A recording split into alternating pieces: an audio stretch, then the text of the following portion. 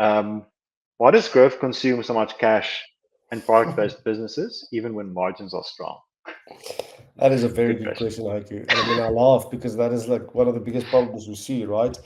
And that it comes down to your working capital cycle, your cash cycle with your customers.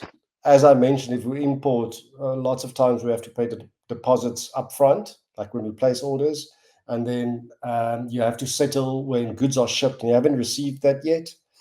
Then Mm, they have to land, and then you have to convert if you're in a manufacturing operation, and then you sell.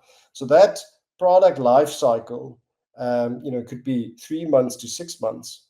And as you scale up, as you increase your sales demand, and as you preparing for that sales demand, it's a negative cash flow position because you consistently in you're prepping for next 6 month sales, which means you have to spend the money now to be able to sell. You're only realizing the margins later, and the growth targets that you have drive that. So if you've got a 5% growth target, that won't have such a big impact. It means that I have to spend 5% more, and my margin carries with, takes more than enough of it.